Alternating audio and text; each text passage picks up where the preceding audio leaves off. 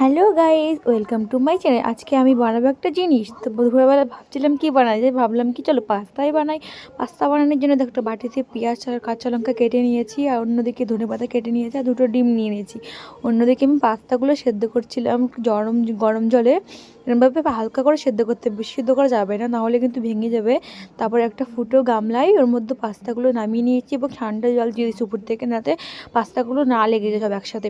তারপর একটা কড়াইতে আমি সর্ষের তেল দিয়ে দিয়েছি। তোমরা চাইলে সাদা তেল দিতে পারো, আমার কাছে সাদা তেল ছিল না বলে সর্ষের তেল দিয়ে রান্না করছি। তারপরে দুটো ডিম দিয়ে দিয়েছি। ডিম দিয়ে ডিমটা গুঁড়ো গুঁড়ো করে ভাজতে হবে ঝুরঝুরি, এরকমভাবে ডিমটা ঝুরঝুরি করে ভাজতে হবে, দেখে নাও তোমরা।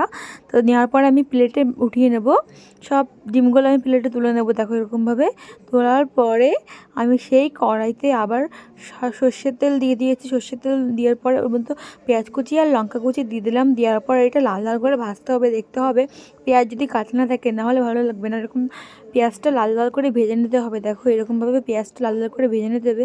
পেঁয়াজ ভেজাটা কত সুন্দর হয়েছে দেখো। তারপরে পাস্তাগুলো আমি এর মধ্যে দিয়ে দেবো। দুপুরের মেনু, এটা খুবই সুন্দর লাগে খেতে, তোমরাও ট্রাই করতে পারতে। তারপরে স্বাদ মতো লবণ দিয়ে দিয়েছি আর হলুদ দিয়ে দিয়েছি। দিয়ে দেওয়ার পরে একটুখানি ভালো করে ভাজবো। আমি এটা ঘরোয়া টাইপের বানাবো, এর মধ্যে আমি আর কোনো এক্সট্রা মশলা দেবো না। আমি ঘরোয়া মতন বানিয়েছি এরকমভাবে। তো তারপর ওর মধ্যে আমি ধনেপাতা দিয়ে দিলাম। ধনেপাতা দিলে পরে একটু ভালো লাগবে খেতে। এখন তো ধনেপাতার সিজন না, সব কিছু ধনেপাতা দিয়ে দিলে ভালোই লাগে খেতে। তারপর এটা ভালো করে ভাজতে হবে। ভাজার পরে ওর মধ্যে আমি ডিম দিয়ে দেবো, সেই ডিমের কুচিগুলো দিয়ে দেবো। দিয়ে দেওয়ার পরে ভালো করে ভাজতে হবে। তোমরা চাইলে চিকেন পাস্তা বানাতে পারো। এরপরের ভিডিওতে আমি চিকেন পাস্তা নিয়ে আসবো গাইস। তারপরে এরকম লাল লাল করে ভাজতে হবে পাস্তাগুলো, দেখে নাও। যেরকমভাবে ভাজছি সেরকমভাবে লাল লাল করে ভাজতে হবে। আর কালারটা দেখো কত সুন্দর হয়েছে, পাস্তাগুলো লাগে যায়নি। আমি আর অন্য অন্য লোকরা ভাজলে পারে না, পাস্তাগুলো পুরো লেগে যায়, আর আমার পাস্তাগুলো দেখো লাগেনি, কত সুন্দর ঝুরঝুর হয়েছে। তারপরে আমি প্লেটে সার্ভ করব। সব প্লেটে আমি নামিয়ে নেবো সবার জন্য। দেখো এটা একটা প্লেটে আমি নামাচ্ছিলাম পাস্তা। কে কে পাস্তা খেতে পছন্দ করে আমাকে অবশ্যই কমেন্টে জানাবে।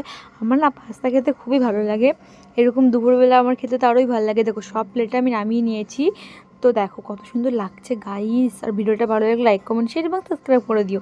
তারপরে দেখো আমার প্লেটেও পাস্তা নিয়ে নিয়েছি। আমি একটু টেস্ট করলাম কেমন লাগে খেতে। খেয়ে তো আমি বুঝতেই পারছি না আমি বানিয়েছি এত সুন্দর পাস্তা। আমি এর মধ্যে পাস্তা মশলা আমি দিইনি। তো ভিডিওটা ভালো করে লাইক করে দিও। Bye bye guys.